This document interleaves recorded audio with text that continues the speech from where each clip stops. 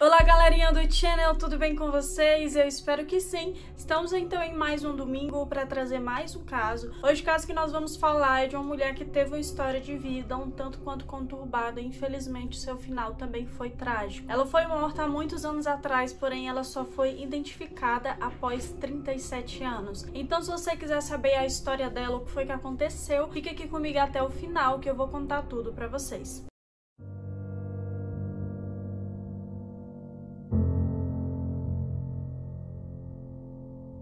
Mas antes de começar a falar, eu já quero pedir pra você, se você não é inscrito no meu canal, já se inscreve aqui embaixo, ativa o sininho para receber as notificações, tem vídeo novo todo domingo e toda quarta-feira também. Aqui eu trago tanto sobre casos criminais, como síndromes e transtorno de filmes e séries. Então se você gosta desse tipo de conteúdo, esse é o lugar certo. Deixa o like aqui no comecinho do vídeo e me segue lá pelo Instagram, @emente.psique. Esse caso, gente, foi um de vocês que me recomendou aqui nos comentários, e já como domingo passado eu fiz de um caso que o corpo só foi identificado recentemente, então esse também ele tem uma história um pouco parecida, que a vítima ela não foi identificada durante muitos anos e só após 37 anos, como eu havia falado. Então, seguindo nesse tema, vamos hoje contar a história de Mary Edith Silvani. O corpo de uma mulher que possuía entre 25 a 35 anos de idade foi encontrado no dia 17 de julho de 1982. Ele foi encontrado na região de Sheep Flat, que era uma região que era muito conhecida,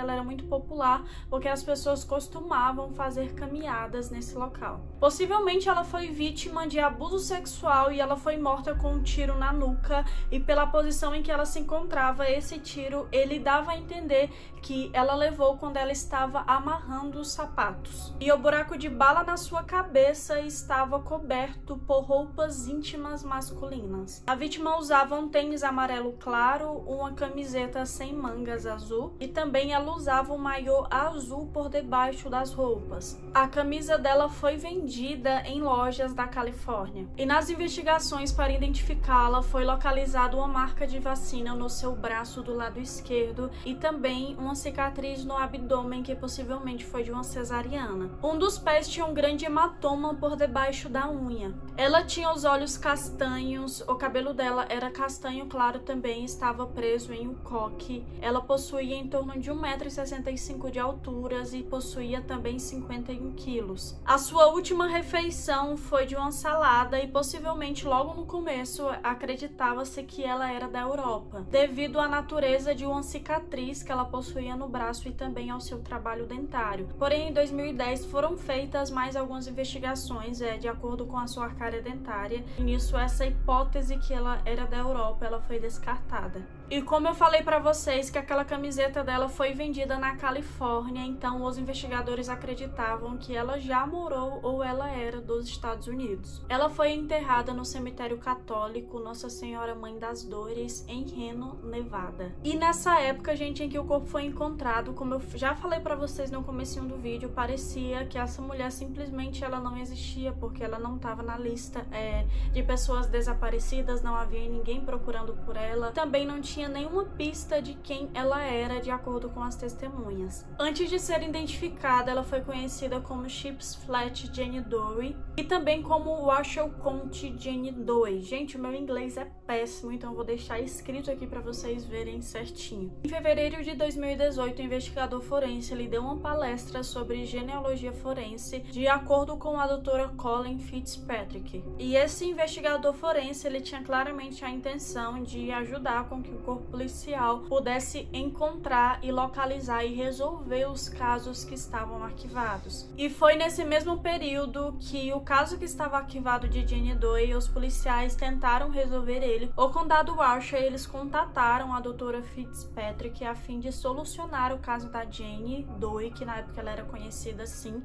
porque estava já arquivado há muito tempo e eles queriam identificá-la seguindo então essa base de genealogia forense. Em julho de 2018, o gabinete do xerife eles afirmaram que possivelmente eles encontraram a identidade da vítima. E logo depois, em setembro de 2018, a identidade dela foi confirmada, porém ela só foi exposta ao público no ano seguinte. Então, no dia 7 de maio de 2019, eles informaram o nome da vítima e também quem foi o assassino dela. Mary Edith Sylvania nasceu no dia 29 de setembro de 1942. Ela nasceu em Pontiac, em Michigan, e como eu falei pra vocês, a história da infância dela e da vida dela foi um tanto conturbada, porque a sua mãe, ela vivia saindo e entrando de hospitais psiquiátricos, então ela não teve uma mãe presente, e o seu pai morreu quando ela possuía apenas 16 anos de idade, e nesse momento ela ficou sem ter pra onde ir, e ela foi então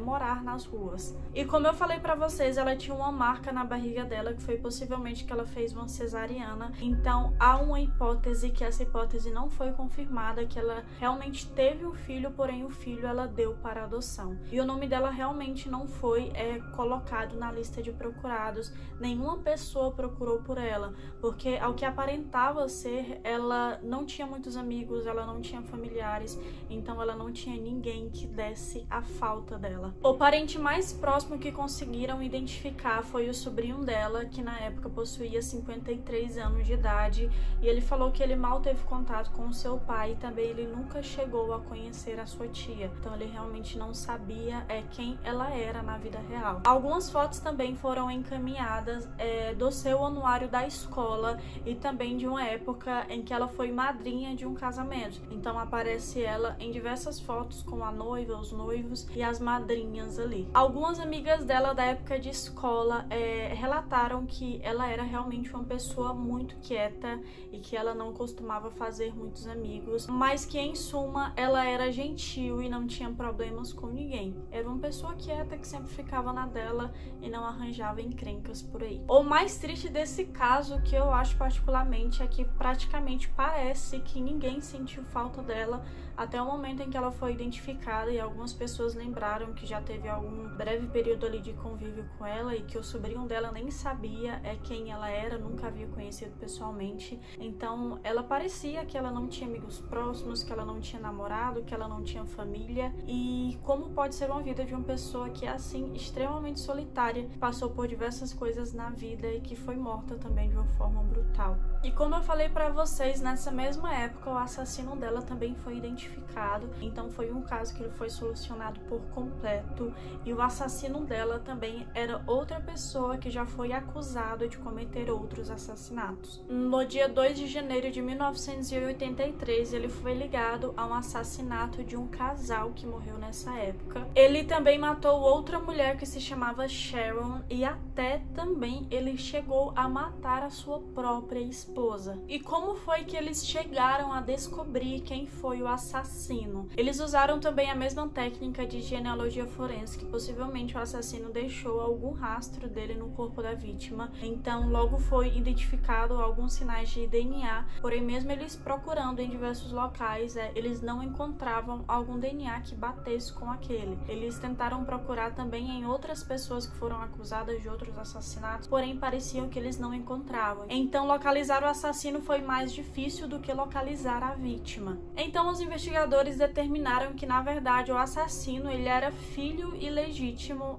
de um homem que ele estava em outro casamento, então ele não era um filho ali do casal, e era por isso que eles estavam tendo dificuldade em ligar a família desse assassino, e que logo depois eles conseguiram amostras de DNA do filho do assassino, que esses filhos eles foram dar a sua amostra de DNA assim de forma voluntária mesmo, e foi quando eles conseguiram identificar quem foi. O nome dele era Corey e ele nasceu no Texas em 1946. Durante o seu tempo no Texas, ele também já foi preso por praticar roubo, e ele foi preso em Woodsville. Ele foi solto em 1977, porém mesmo assim os seus crimes, que ora era apenas roubo, começou a passar para assassinatos. E, gente, ele também é um suspeito de um assassinato na época do seu colega de trabalho, porém, como o corpo da vítima nunca foi encontrado, eles não conseguiram ligar.